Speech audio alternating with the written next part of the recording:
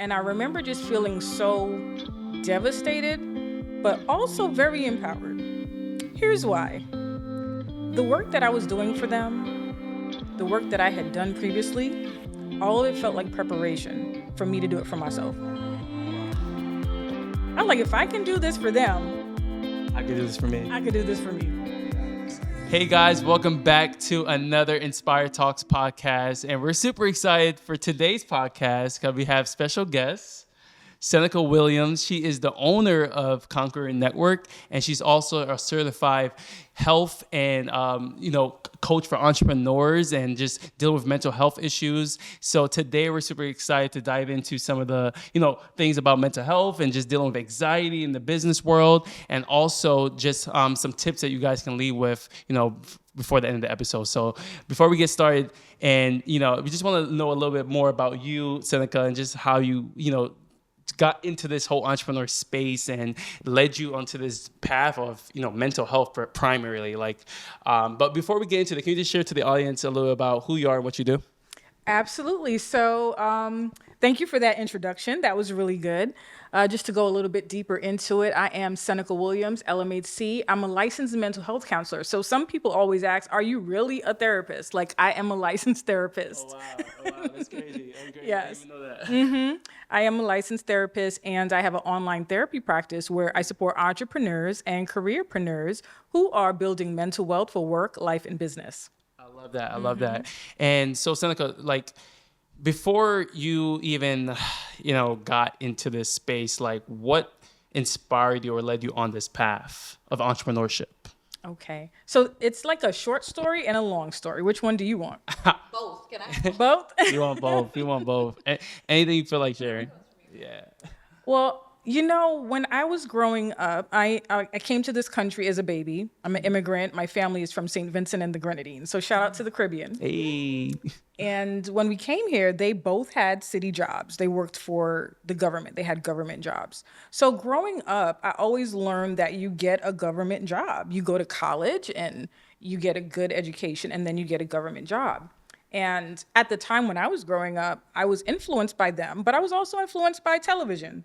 And I remember seeing The Cosby Show and thinking oh man, I want to be like Claire Huxtable. I want to be an attorney. Yeah. Somehow she seemed to be able to have a career and 5 kids and cook dinner and do everything. And I was like, that's what I want to be. Like Superwoman? Like Superwoman, right?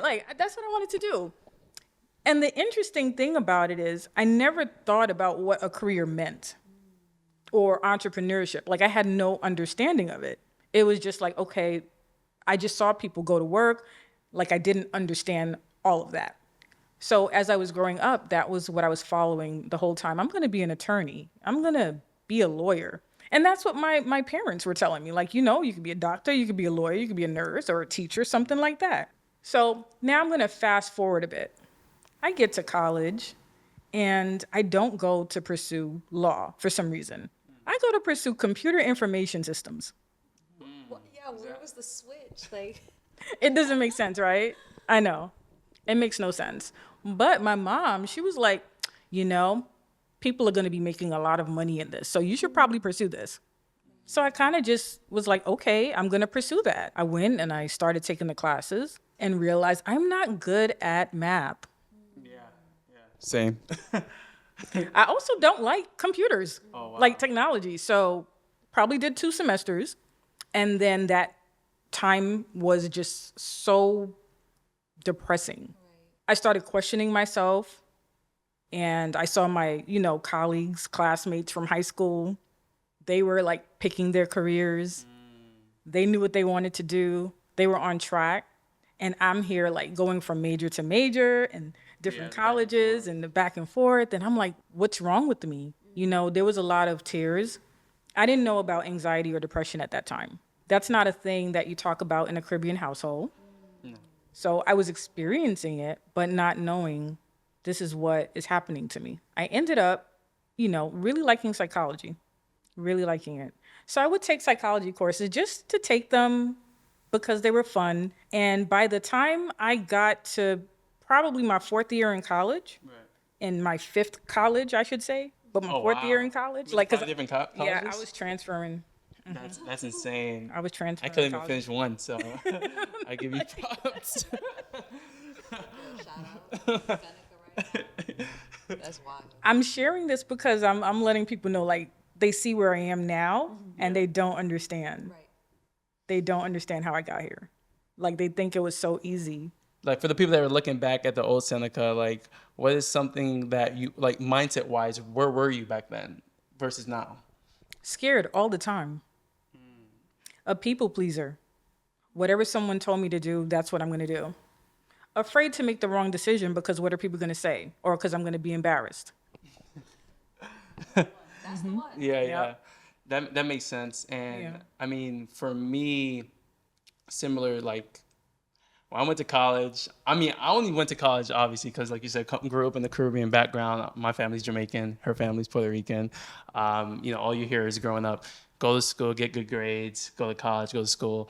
And honestly, when I went there, I was like, okay, what can I do that could make some good money, but it doesn't require too much math because I hated math. And so I decided to pursue physical therapy.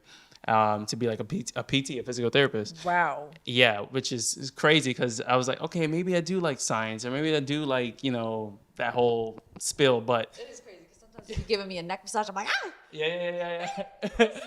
So I did enjoy it. I did enjoy one aspect of it, but I just knew, my purpose wasn't in that, and my gifts and talents wasn't in that. And once I immediately like realized that and I wasn't happy, like I was feeling, some thoughts of, just feeling like purposeless. Like I didn't have, I wasn't doing something important yet. So I wanted to pursue something that was more meaningful. And that's what led me into, my first business that I got off the ground in 2017 was like a clothing brand called Agape Supply, which means, the love of God. And then it transitioned into, me investing into my first camera, and then it just kept going on and on like that. So I wanted to know from you, like, what are some challenges that you faced early on in your business that contribute to your entrepreneur journey now? One of the challenges was figuring out what I wanted to do, So when I eventually figured out what I wanted to do, which was become a therapist, because I had to find that out first. Sometimes we want to start businesses, but we just want to start a business, and you're starting a business and it's not your purpose or your calling. You're just starting because you want to just do something. So the hardest part was figuring out, what do I actually want to do? What am I good at? And it was finally figuring out from being called, like it was a calling, it was a faith-based calling, that I have to be someone that helps people. It wasn't very clear in the beginning, and how I came to that calling was from being in a car accident. So I was in a car accident. This was back in probably 2008. And around that time, I was also laid off from a law firm because, remember, I told you I wanted to be an attorney. So I'm working in a law firm at the time. I get laid off. I get in this car accident. In that car accident, my car flips over in the air multiple times. Like, you know how they say, take your hands off the wheel, let Jesus take the wheel? You can't drive when your car is in the air. No, no control. That's No. insane. So hands off the wheel, I'm in the air flipping, and I'm like, this is how it's going to end. That's wild. That is wild. That's wild. Like, this is it. And what came across my mind was, this is it. This is how it's going to end. But also, like, this is it. Like, I didn't do all the things that I was supposed to do. I wasn't done yet. I didn't even get started. That's why I usually tell people, if you have a calling, do not delete, block, or mute that calling. Do not mute, block, or delete that calling. Wow. Because there's something that we're here for. Obviously, I'm sitting here. Yep. So the car landed. It landed on the side. I come out, no scratches, no bruises, nothing. I remember like a group of people were driving by, and when they stopped, they were like, oh my God, like, you're not dead. Yeah. My mom was also driving on the highway in front of me. She saw my car flipping. She came back. She thought I was dead. Oh my goodness. And that day, if those people didn't believe in God, Yeah. they were believers that day. I asked God, okay, I'm still here. What do you want me to do? And he said, save lives. Wow. So whatever I do in business It always comes from, how am I saving people? How am I helping people? The first obstacle was figuring out what I wanted to do for entrepreneurship. I love that. Yeah. So that was that time. So that car accident, was it? You said it was right around the time you were working for the law firm. Mm-hmm. And so from there, you had the accident. What happened next? As part of, when you felt like God was telling you to help save lives, where did that lead you next? I actually went back to school and I thought I was supposed to do nursing. So I went and enrolled in school and started doing like the science classes. Okay.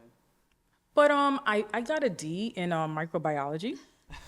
So was that microbiology? And chemistry, also didn't do well in chemistry.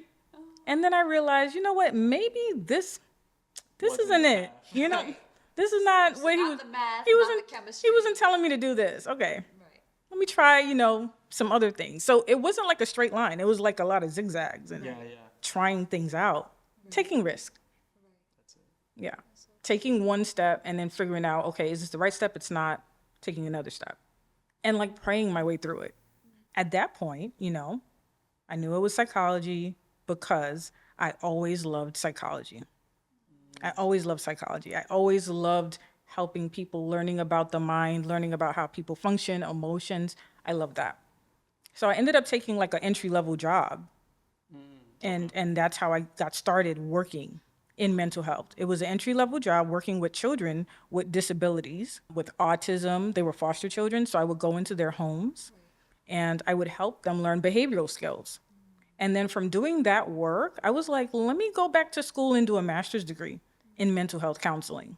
Oh wow. See, Yeah, yeah, Congrats on that. congrats. yeah, That's incredible. yeah. Yeah, that's amazing. And so now you've gotten your, it was an internship. Would you call it an internship or? Yeah. I wouldn't say it was an internship. It was like an entry-level position. Okay. So you got your entry level Like position. minimum you're ready to wage. go. Oh, you're ready to go now. Yeah, me too. Me too. So you got this, entry level job, and now you're realizing like, okay, I love psychology and I love helping people. And so where did that lead into your, the business that you have today? Taking one step in front of the other. So I got my master's in mental health counseling. I started working for agencies. I ended up then working for like group practices, where there are multiple therapists working for group practices. And I was like, you know what? I really like this. This is good. So I actually, I had a pretty good job in 2014. And I think I shared this with you. I had a pretty good job in 2014. It seemed like a safe, secure job. Yeah. And I worked there probably about 8 or 9 months. And things were going well. I was seeing clients who had anxiety, depression, substance abuse. They also were on probation. So they were dealing with like criminal justice things. And I'm thinking like, this is where I'm going to be. And then I got laid off. They were like, oh, we can't pay you. We can't afford to keep you on. We're going to lay you off. And I remember just feeling so devastated, but also very empowered. Here's why. The work that I was doing for them, the work that I had done previously, all of it felt like preparation for me to do it for myself. Wow. I'm like, if I can do this for them, I could do this for me. I could do this for me. Yeah. It's always that little moment right there, because I feel like I experienced something similar for sure before we fully went into Soflo as well. I experienced that moment where it was like, you know what, if I can do this for someone else, I can do it, for me and for other people. Yeah, that's the beauty of entrepreneurship. It's that you at first everyone is an employee. Everyone is you have to start somewhere, right? You should. You're right. You have to have leaders to follow, and you have to understand what does that look like. So if you're on your entrepreneur journey, or if you're looking to start your entrepreneur journey, and you're working a 9-to-5 right now, it's okay. It's okay to take this time or this season to learn and pick up new skills and sharpen your craft so you can get to the next level and take that next step to get to the next thing. Yeah.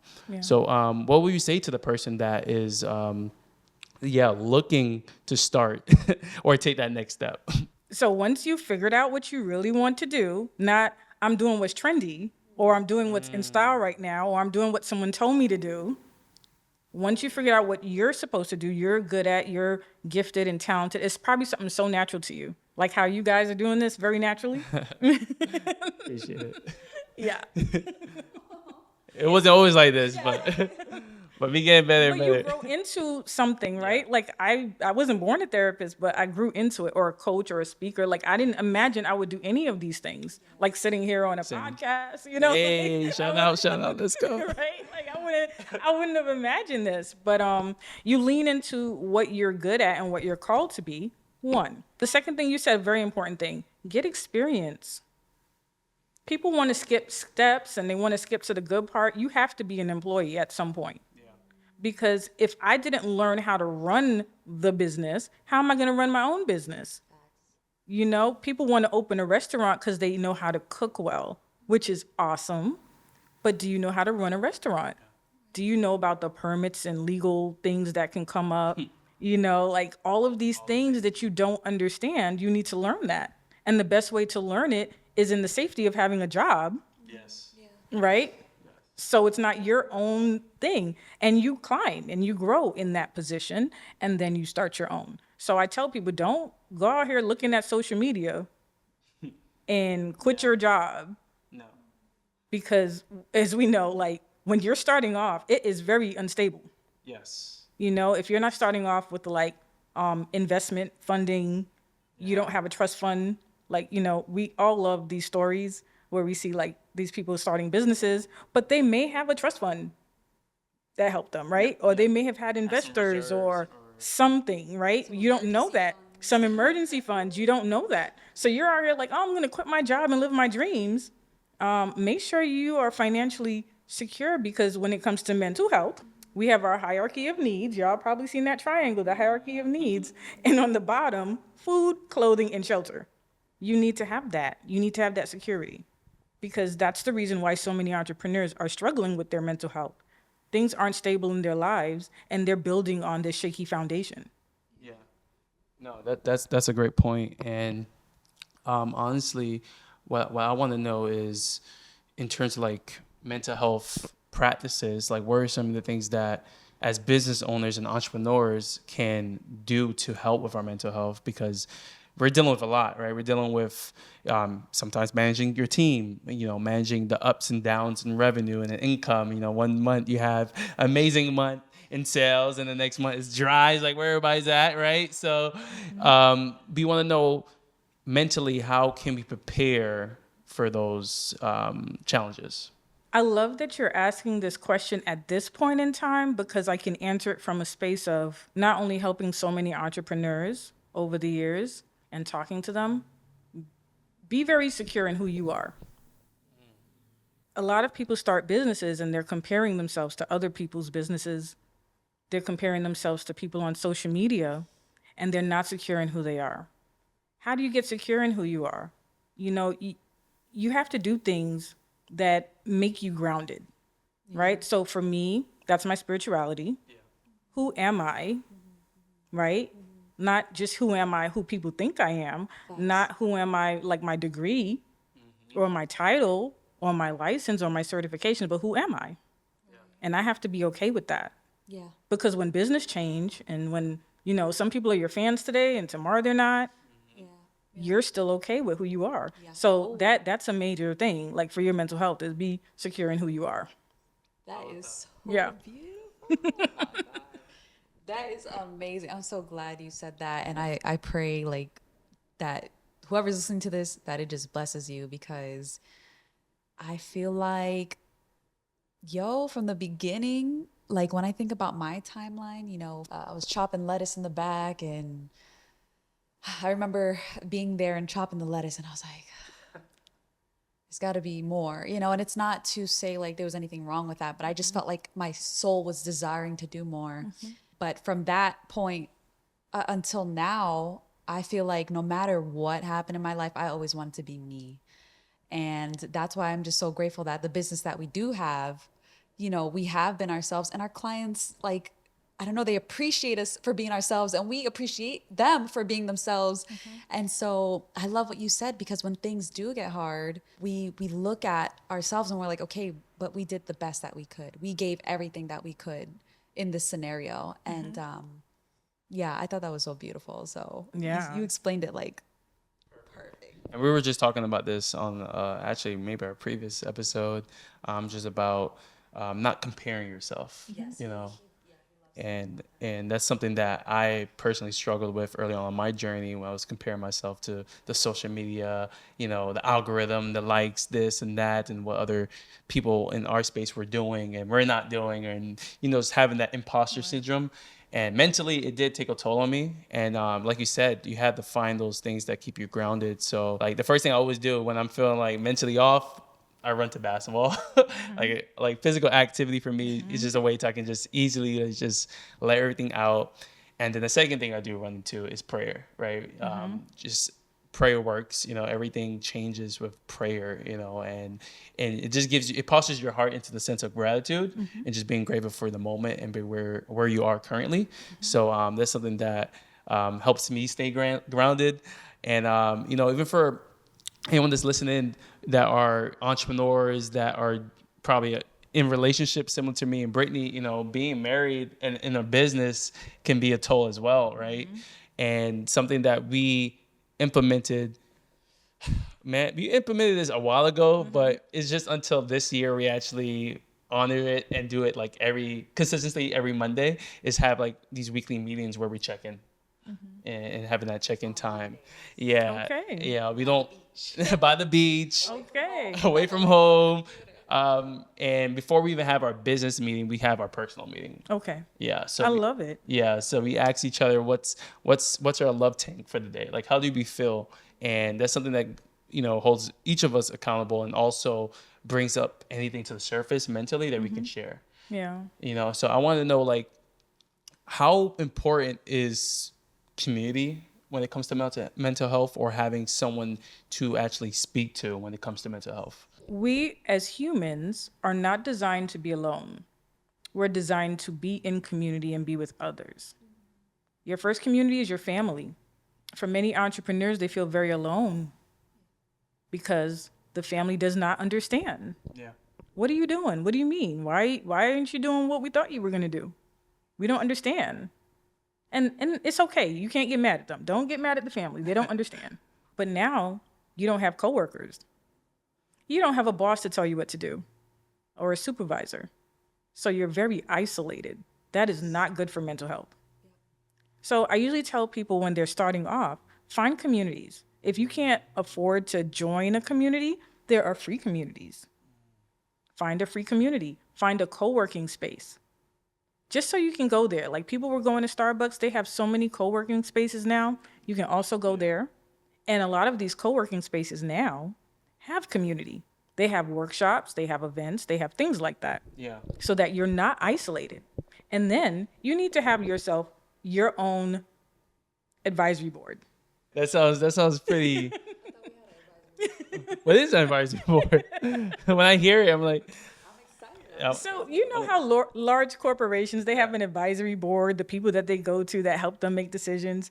As a solo entrepreneur, right? we are the advisory. Like, we can't be sitting on all the parts of the table, right? Like, That's what it feels like. So I'm like, what is that? So that makes sense. Okay, sorry, continue. yeah. Okay. So yeah. Well, it was me for a long time. It was like, I was my board, right? I'm coming to me for everything. I can't do that. Right. So at that point, you have to be like, okay, who do I need on my advisory board? You're gonna need a coach. Yes. You're gonna need a mentor. Yes. You're gonna need accountability partners. Yeah. Definitely need those. Then when it comes to the mental health, do you have a therapist? You know, who's helping you with your wellness? Some people have life coaches, nutritionists, different people. Yes. So you decide, who are the people that's going to help me be my best self to run this business? Yeah. That's your advisory board. That's beautiful. No, that's great. So the way you explain that now, you know, brings back to what we enjoy the most, like our relationship with our mentors. So that's something that early on we made sure that we invested into, in the last few years, and it's changed everything for us mentally. Just having the access to someone that understands the ins and outs of business and just the mental aspect of it has been a game changer for us. And I love that you touched on that, because I think you definitely need someone that you can go to and bounce ideas from, but also just to let it all out there, like what you're feeling, and what you're thinking, stuff like that. I feel like sometimes it could even be a bottleneck, like the things that we deal with internally sometimes can be a bottleneck in the business. Because for me, I'm unashamed. I've had therapists in the past, and I had therapists growing up when I was, my teenage years. And then I recently got a therapist. Shout out to her, amazing. But it's beautiful because when you have these sessions with the therapist, there's things that you're unpacking. And a lot of the times I feel like when you sit with it, not run away from it, when you sit with it and you tackle it head on, there's a level that's unlocked in the business, because now what you've learned in your personal life, you can apply it in your business, the way that you treat people, the way that you show up. You know what I mean? And so I'm a fan of therapy. I believe that it is necessary, and it's been a blessing for me. So that was my TED Talk. But I also want to ask you, what do you say to the people that feel like they went through therapy, they already had they probably have a few coaches by now, but they feel like it doesn't work? What do you say to that person? Okay. This is a question that comes up a lot. One of the things that I usually ask clients who've had different therapists is, was this therapist equipped to handle what you're dealing with? Because sometimes we just choose therapists because they're available, because they took our insurance, but maybe they weren't equipped for the particular issue you have going on. So that's one question I'll ask. Like, all these different therapists, were they equipped? Did you ask the questions like, this is what I'm dealing with, this is my trauma, or this is my challenge, or, this is my thing? And are they equipped to handle that? That could be a reason why it's not working. It's kind of like if you go to, a podiatrist, but you really needed to go to a different kind of doctor. Yeah. So they might be helping the wrong thing, or they're helping you, but it's not making sense because really there's some other ailment. So sometimes that's what's going on. I'd say that. I'd also say some people's understanding of therapy is that it's passive. Passive meaning you go to therapy, you sit there for an hour, a therapist talks to you, and then you go home, you go back to your usual whatever you do, and you go back the next week and, do that again. And I usually say it's like going to church every Sunday. Yeah. You pray, and then you go back to your regular life. You don't do anything different. You're not praying every day. And then you're like, why is my spiritual faith not growing? Why is my relationship not getting better? So I usually ask people, what do you do in between your sessions? Yes. Are you doing work? Yes. Yeah. Right? Are you practicing? Your therapist should be helping with that. Like, hey, do this in the week. Here are some tools. Here are some tips. Try this out. Here's homework.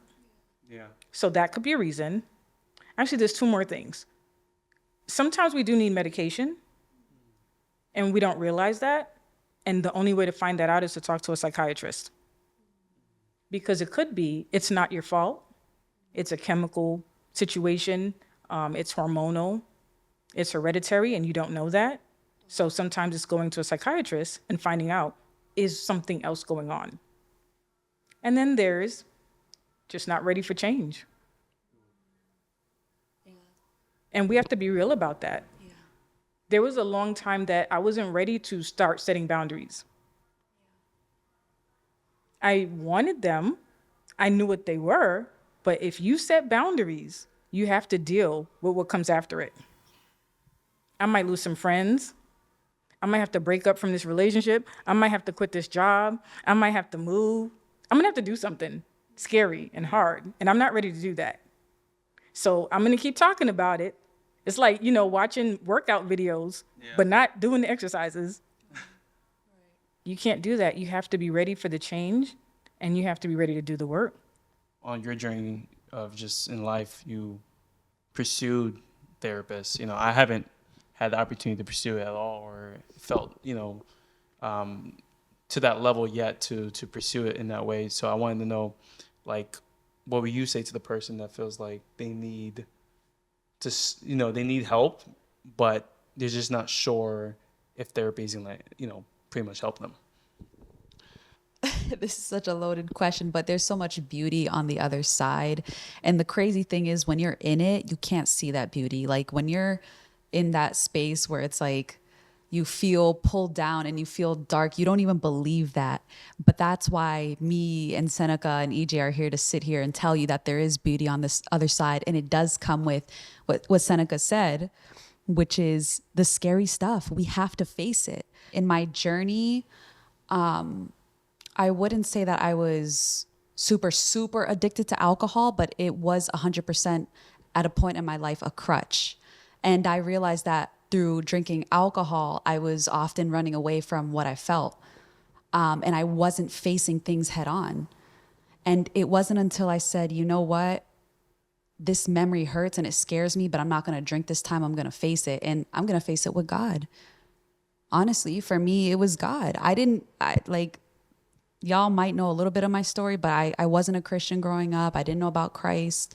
And it wasn't until 4 years ago, Christ radically changed my life. And that was a big turning point for me, going to those dark places with God and being vulnerable, because it was hard for me to be vulnerable growing up. And so I would really encourage you to try it and to keep trying and to not stop, because like I said, I had therapists when I was a teenager a couple of times. I think I had 3 or 4 therapists. God bless them. They were great, during that time. But I didn't give up. I'm 28 now. I was 15 back then when I had a therapist. I'm 28 and I still want a therapist. I want a therapist next year. You know what I mean? So I think there's always layers that we can uncover. And like you said, when we have somebody in our corner to sit with us in that, it's so helpful and beneficial. And I don't think, I think it's for everyone, honestly. I think it's great to reflect. And I think we're going to get therapists together next year. What do you think? Yeah, for sure. For sure. And, I appreciate your response. That was beautiful. And in regards to mental health, Seneca, like, let's talk about the beauty of it now, right? Like, for the, let's just get rid of the misconceptions of having a physical therapist in your life and mental health. Can you talk about like just the beauty of it and what it can do for the business owner to get to the next level in their business? When you feel trapped by your own thoughts, like people talk about imposter syndrome a lot. I'll use that as an example. Imposter syndrome is a figment of your imagination. Unless you're an actual imposter, which I actually found an article that said people that are actual imposters do not have imposter syndrome. Oh. I think we read that before, right, man? That's crazy. That sounds way too familiar. Yeah. They don't. So you have to ask yourself, like, why do I feel like an imposter if I'm not? Maybe you're just learning. You're a new entrepreneur. You're supposed to make mistakes. You're not supposed to know everything. You're learning, you're growing.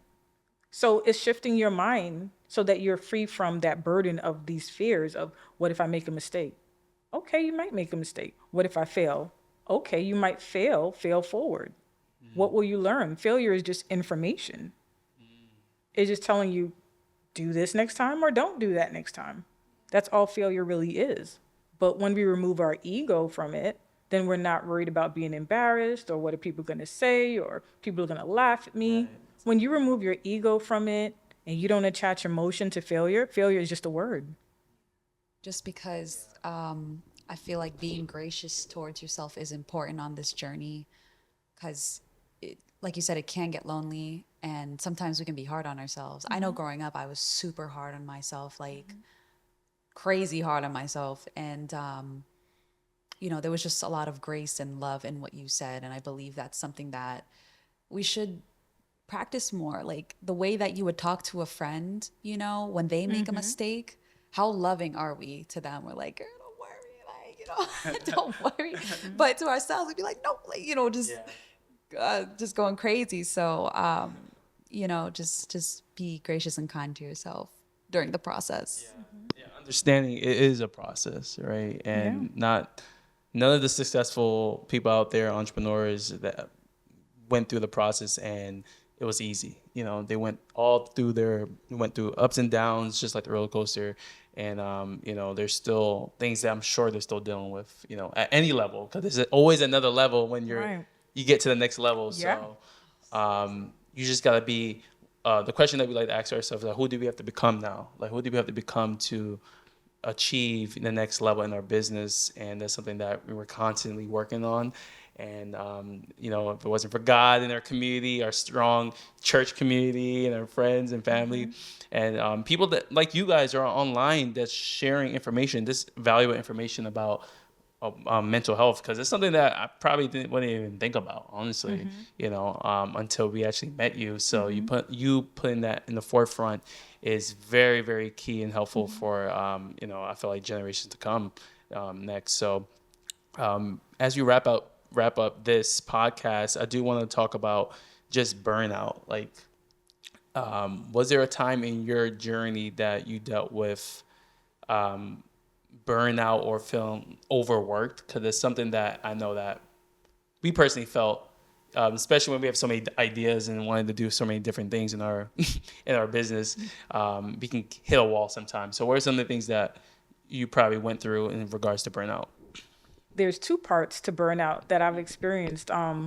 The first time that I experienced burnout as a therapist in private practice for myself was trying to please everyone.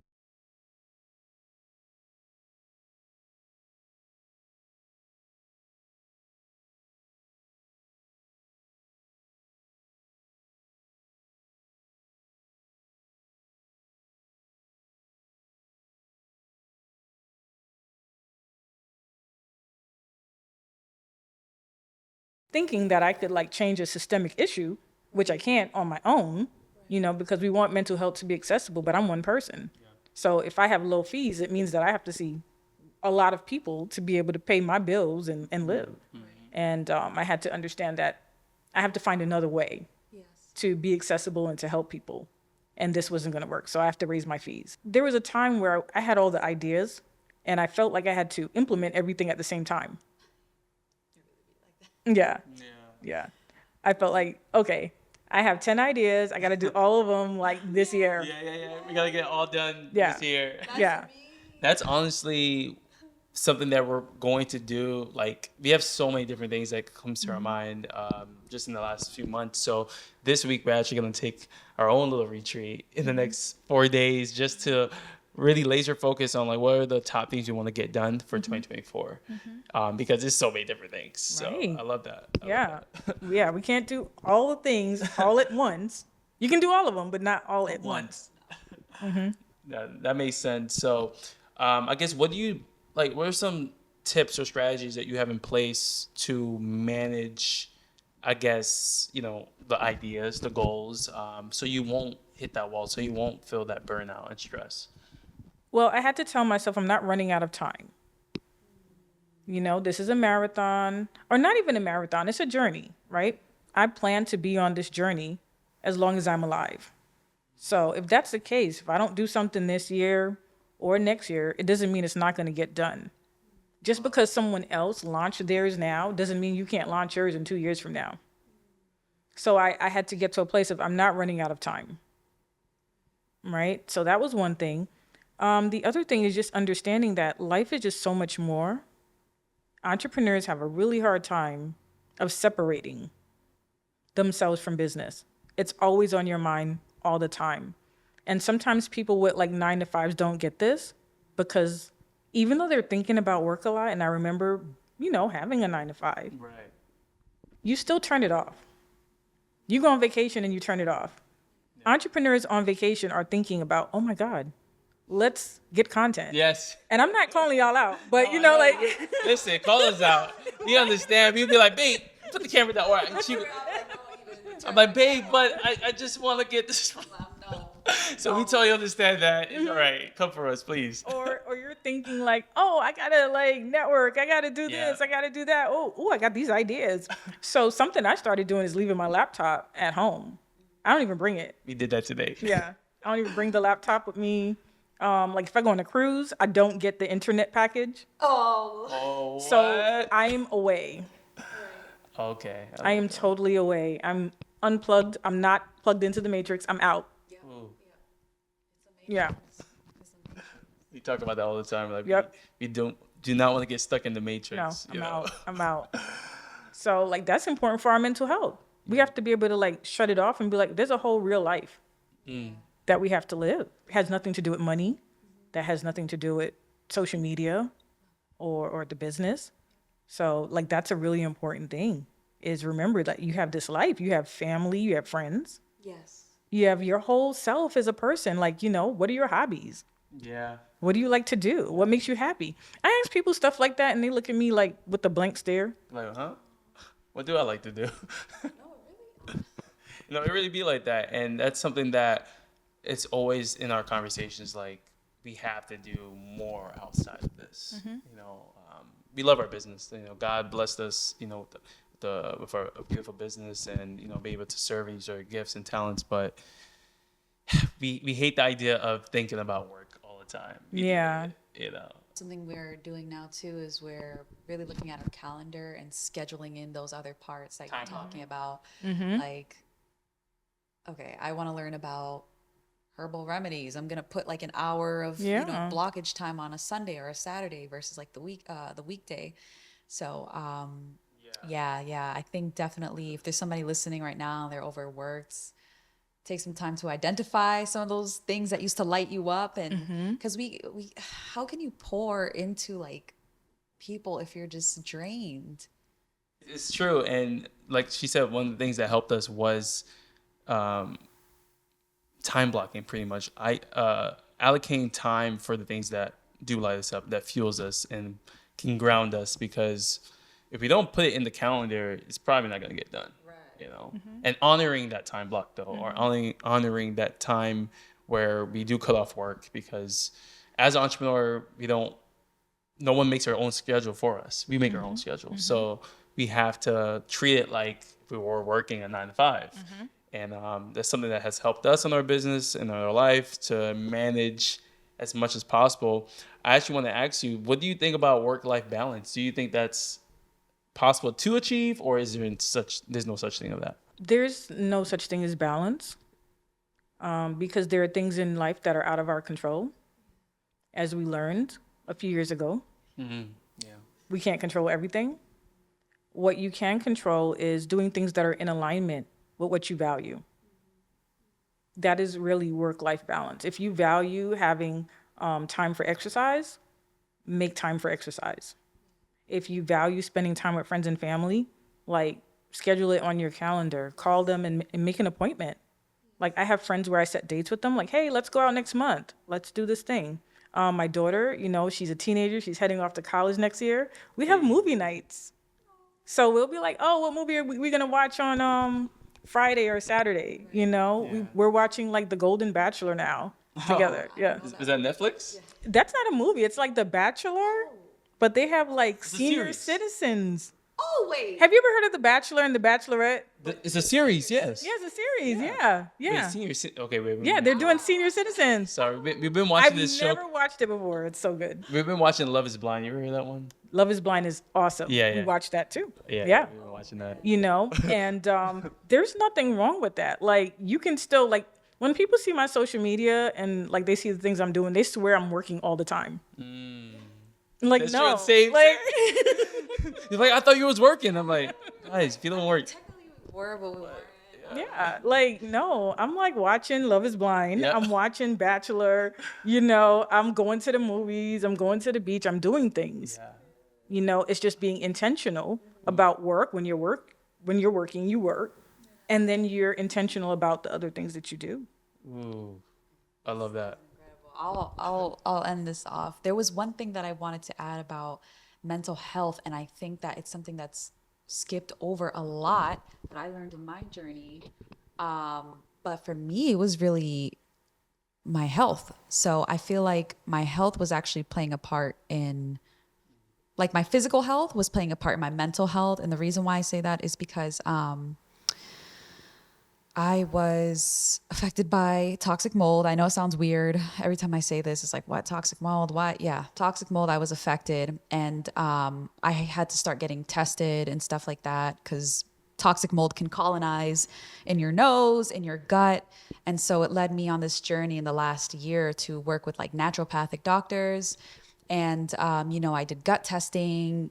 I did a hair analysis test where, you cut your hair, you send it to a lab, and they will analyze like the minerals in your body.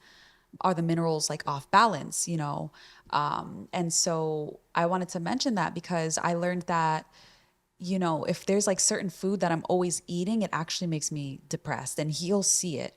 Like if I'll keep eating, like it sounds crazy, but ice cream sandwiches, like I bought literally a box of M&M ice cream sandwiches and I ate the whole thing one time because I was like, I don't know, I just felt defeated. And I was like, so I'm just going to eat 6 M&M sandwiches. And I literally felt horrible. My stomach was so bloated. I mean, I had no energy. I felt crappy. I just wanted to mention this because sometimes we may not even think about our bodies, like what we're putting into our bodies and how that can play a role into our mental health. But yeah, like me and EJ, we try our best to eat a certain way, just more like fruits and vegetables, vibrant, colorful things. That's easier on our digestion, and we do feel a difference, in our business and in our personal lives. So yeah, I wanted to bring that up. Even like people might experience like adrenal fatigue, things like that. Yeah. And I think a lot of the times our first response is like, oh, let's drink a cup of coffee. But what I'm learning from like the naturopathic side is that coffee can actually burn out the adrenal glands. So there's just a lot. There's like the minerals. I mean, right now, for example, like my test, I have like high calcium levels, but really low like potassium levels. And I guess because of the imbalance of the calcium and the potassium, it shows that like I have low thyroid or something like that, like low energy and fatigue, which I do feel a lot. I feel very fatigued and stuff like that. And so when I saw the mineral test and the explanation, I was like, okay, that's why, I'm tired. Yeah. So now I'm trying to implement like eating more bananas, has potassium in it. And just looking at the nutritional side, because I feel like that is skipped out a lot, when we're talking about mental health. So that was my last thing. And do you have anything else that you want to add to that personally around like No, I nutrition? totally agree with that. And I've been seeing like a functional medicine doctor for the past few years because I've been dealing with a lot of autoimmune issues. Like currently am dealing with autoimmune issues as well. And sometimes people don't know what's happening to them because they're not going and getting a physical exam. They're not, getting checked up. So they're thinking like, oh, well, what's wrong with me? That was probably another addition to why therapy may not be working. What's going on physically? Yeah. That's so good. So I hope, whoever's listening to this, let it inspire you. Don't be scared of the doctor. Just go get that yearly blood panel. Check your vitamin D levels. I mean, that's a big one too. I had very low vitamin D. So I had to change my nutrition, do a little supplementation, obviously. But I'm not a doctor. Talk to your doctor. Yes, talk to your doctor. Yes, do not. It's not. We're not qualified to diagnose. But yeah, just something to explore and just bring to your attention. Because the thing is, like, I only learned about this because somebody else was talking about it. So there was an awareness part. So I just take this as an awareness thingy. And we love y'all. We do, and this has been awesome. I mean, I learned so much just about, the different aspects of mental health and just your story, Seneca, and everything. So super excited for just the listeners here today, just about your story and how they can overcome some of the things that they're probably dealing with mentally, that they're probably keeping it within, but hopefully this encouraged you to go out there and seek help if that's needed, or medical advice, or maybe your diet or nutrition wise. So before we wrap up, can you just share to the audience, some ways they can connect with you, learn more about your services, maybe ways they can, grow on their mental health journey? My advice to you, that if you are trying to run a business and you're thinking that there's shame in asking for help, there is no shame. Part of being mentally strong is asking for help. And you can reach out to me at senecawilliams.com, Or you can find me on social media at Ask Coach Sen, AskCoachSen. You can also find me at the Conquer Network, where I can help you with building mental wealth for business, breaking through your business anxiety, or beating business burnout. I love that. I love that. Thank you so much, Seneca, for being on the show today. You did amazing. Super excited. And for everyone, thank you for listening in. If you're on YouTube, thank you for watching. And let us know in the comments, some of the ways that you probably overcame mental health in your life, or if there's any resources you want to share to any of the community down below. And just feel free to like, comment, subscribe. And thank you so much again. And we'll see you guys in the next one. Take care, everyone. Bye-bye.